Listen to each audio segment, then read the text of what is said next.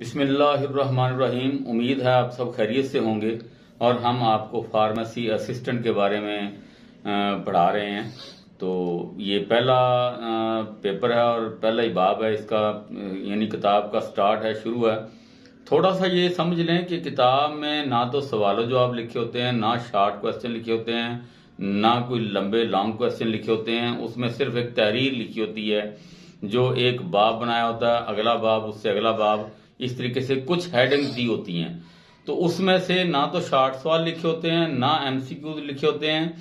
اصل جو سوال کو، اس کو پڑھنا، کتاب کو جو مناسب طریقہ ہے نا، وہ یہی ہے کہ آپ کتاب کو پڑھتے جائیں اور اس کو سمجھتے جائیں۔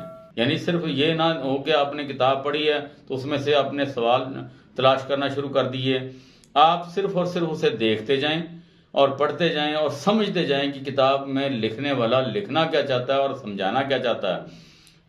اب جب آپ کے امتحان ہوتے ہیں، وہاں پر آپ کو کویسچن پیپر دیا جاتا ہے، تو اس پہ سوال ہوتے ہیں، چھوٹے چھوٹے اور لمبے بھی ہوتے ہیں۔ اب آپ نے جو کتاب میں پڑھا ہے اسی کے مطابق آپ نے اس کا جواب دینا ہے کہ میں نے کتاب میں کیا پڑھا ہے۔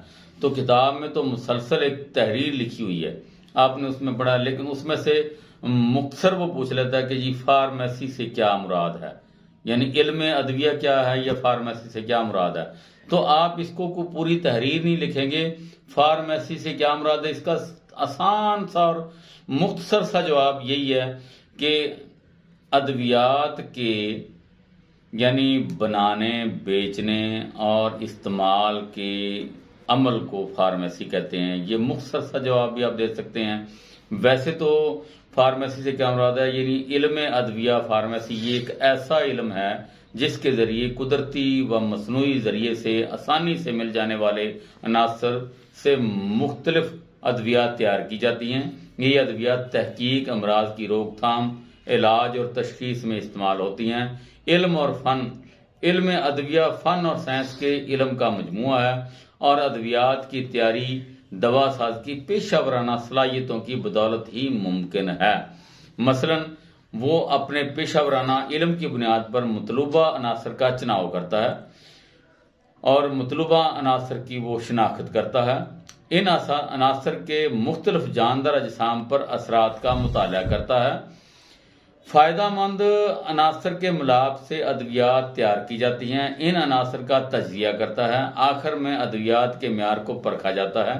ماضی کے مقابلے میں موجودہ دور میں فارمیسی کے شعبہ میں بہت ترقی ہوئی ہے، جس کی بدولت اس کی مندرجہ ذیل شاخیں وجود میں آئی ہیں: حیاتیاتی کیمیا، فارماکالوجی، فارماکالوجی کے ساتھ ساتھ نفسیاتی علم اور ادویہ اور نفسیاتی کیمیا۔ یہ مندرجہ ذیل شاخیں جو ہیں یہ فارمیسی کے جدید طریقہ جات پر مشتمل ہیں۔ تو اس سے آگے فارمیسی کے کچھ شعبے ہیں، ان کی وضاحت آپ کو کرتا چلوں کہ یعنی اس میں کمیونٹی فارمیسی ہے اور میڈیکل سٹور یعنی ریٹیل فارمیسی آ گئی، ہسپتال فارمیسی اور انڈسٹریل فارمیسی، فارنزک فارمیسی۔ یہ 5-6 قسم کی فارمیسی کی اقسام ہیں۔ یعنی علم ادویہ کی اقسام میں یعنی جو پہلے نمبر پہ آپ کو بتاتے ہیں کمیونٹی فارمیسی۔ کمیونٹی فارمیسی یہ عوامی سطح پر قائم کی جاتی ہے، جہاں دوا ساز کا عوام کے ساتھ براہ راست رابطہ ہوتا ہے۔ کمیونٹی فارماسسٹ عوامی سطح پر فارمیسی کے علم کے بارے میں مندرجہ ذیل خدمات سر انجام دیتا ہے: ادویات کے استعمال کے بارے میں آگاہی، حفاظتی ٹیکہ جات کی افادیت، صحت کے اصول، صحت کے بارے میں مختلف اجلاس منعقد کرنا اور اس میں تقاریر کا اہتمام کرنا۔ کمیونٹی فارمیسی اور ریٹیل فارمیسی میں 2 مختلف فارمیسیاں ہوتی ہیں، یعنی پرچون فارمیسی آگی ریٹیل فارمیسی سے کہتے ہیں۔ ریٹیل فارمیسی 2 قسم کی ہے۔ اس میں ایک میڈیکل سٹور ہے، یعنی پرچون فارمیسی میں یہ فارمیسی کی وہ شاخ ہے جہاں پر گاہک براہ راست کوالیفائڈ فارماسسٹ سے ادویات ایک مقررہ قیمت پر خریدتا ہے۔ پنجاب ڈرگ رولز 2007 کے تحت ادویات فروخت کرنے کے لیے 3 طرح کے لائسنس جاری کیے جاتے ہیں، یعنی پنجاب ڈرگ رولز میں 3 طرح کے لائسنس ہیں۔ اس سے پہلے 2 طرح کے لائسنس تھے، یعنی ایک میڈیکل سٹور یا فارمیسی کا اور دوسرا تھا ڈسٹریبیوشن کا۔ اب چونکہ یہ ڈرگ رول 2007 بن گیا ہے تو اس میں 3 طرح کے لائسنس ہیں، یعنی ایک فارمیسی کا، دوسرا میڈیکل اسٹور کا اور تیسرا ڈسٹریبیوشن کا۔ یہ 3 قسم کے لائسنس جو ہیں پنجاب میں ڈرگ رول 2007 کے تحت بنتے ہیں، اور کتاب میں آپ کو صرف 2 طرح کے بتائے گئے ہوں گے۔ وہ کتاب 1980 سے پہلے کی لکھی ہوئی ہے، تو لہذا اس کنفیوژن کو دور کر لیں۔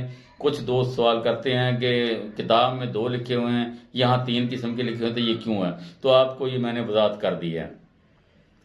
تو الف یعنی نمبر 1 پہ میڈیکل سٹور ہے۔ ریٹیل کی اس دکان میں دوا ساز یا مامن دوا ساز کا کوالیفائڈ پرسن ہونا ضروری ہے۔ اس دکان کا بورڈ نیلا ہوگا، جس کا سائز 5 فٹ لمبا اور 2.5 فٹ چوڑا ہونا ضروری ہے۔ ڈرگ رول 2007 میں چند مخصوص ادویات کی فہرست ہے جن کی فروخت میڈیکل سٹور پر نہیں کی جا سکتی، مثلاً ویکسین، سیرا ویکسین وغیرہ یا اسٹیرائڈ یا ٹرینکولائزرز وغیرہ۔ یہ 15 قسم کے گروپ ہیں ادویات کے جنہیں شیڈول جی کہا جاتا ہے۔ یہ ادویات میڈیکل سٹور پر فروخت نہیں کی جا سکتی، یہ صرف فارمیسی پر ہی فروخت کی جا سکتی ہیں۔ اس میڈیکل سٹور کا رقبہ کم از کم 96 مربع فٹ ہونا ضروری ہے اور 8 فٹ لمبائی چوڑائی کم از کم لازمی ہے، چھت سے فرش تک یا اس کی دکان کی چوڑائی کے حساب سے، یعنی کل 96 مربع فٹ سے کم نہ ہو۔ تو دوسرے نمبر پہ ہے یعنی فارمیسی۔ پرچون کی اس دکان پر ادویات کی فروخت کیٹیگری 1 فارماسسٹ کی زیر نگرانی عمل میں آتی ہے۔ یہاں تمام اقسام کی ادویات فروخت کی جاتی ہیں۔ اس کے بورڈ کا رنگ سبز اور سائز 5 فٹ لمبا اور 2.5 فٹ چوڑا ہونا ضروری ہے۔ یہاں پر کام کرنے والے ریٹیل دوا ساز کو مندرجہ ذیل باتوں کا علم ہونا ضروری ہے۔ ادویات کا علم ہونا، پیشہ ورانہ مہارت، انتظامی امور میں مہارت، کاروباری علم، OTC ادویات کو ڈسپینس کرنے کا طریقہ، اور رقبہ اس کا 140 مربع فٹ ہونا ضروری ہے۔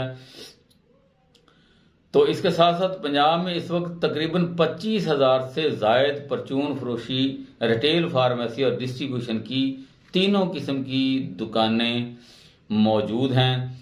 آگے جی ہسپتال فارمیسی۔ کسی بھی ہسپتال میں ادویات کا شعبہ ایک لازمی جز ہے۔ ادویات سازی کا یہ شعبہ ہسپتال فارمیسی کہلاتا ہے۔ اس شعبے کا انچارج ہسپتال فارماسسٹ کہلاتا ہے، جس کی بہت سی ذمہ داریاں ہیں، مثلاً دوا ساز ادویات کے پرکھنے میں اپنے علم کا استعمال کرتا ہے، وہ دوا سازی کی تجربہ گاہ کا انچارج ہوتا ہے، وہ اسپتال میں ادویات کی ڈسٹریبیوشن اور نشہ آور ادویات کے بارے میں ذمہ دار ہوتا ہے۔ دنیا کے تمام ترقی یافتہ ممالک اور مشرق وسطیٰ میں فارمیسی کی اہم ترین یہ شاخ اپنی اہمیت کا لوہا منوا چکی ہے۔ اسی طرح انڈسٹریل فارمیسی، اس فارمیسی کے علم کا انڈسٹری میں استعمال انڈسٹریل فارمیسی کہلاتا ہے۔ ڈرگ ایکٹ 1976 اور اس کے متعلقہ رولز کے مطابق یہ لازمی کہ انڈسٹری میں پروڈکشن کا انچارج لازمی کوالیفائڈ فارمیسی گریجویٹ ہو۔ اس کے علاوہ کوالٹی کنٹرول اور دیگر شعبے بھی دوا سازی کی زیر نگرانی کام کرتے ہیں۔ ان کی ذمہ داریاں یہ ہیں: تحقیق اور ترقی، پیداوار، ادویات کے معیار کو یقینی بنانا، ادویات کی سٹوریج اور کنٹرول، فروخت اور مارکیٹنگ۔ کلینکل فارمیسی، مریض اور اس کے مرض کے لیے استعمال ہونے والی ادویات سے متعلقہ علم کو کلینکل فارمیسی کہتے ہیں۔ کلینکل فارماسسٹ کا کام مریض کے بستر پر جا کر اس کی ہسٹری لینا، اس کی ادویات کو چیک کرنا اور ان ادویات کے ممکنہ ذیلی اثرات کا تدارک کرنا شامل ہیں۔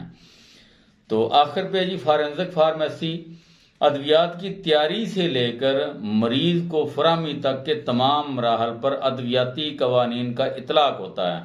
ادویاتی قوانین کے اس علم کو فارنزک فارمیسی کہتے ہیں۔ فارنزک فارمیسی کے اہم قوانین ڈرگ ایکٹ 1976 اور فارمیسی ایکٹ 1967 ہیں۔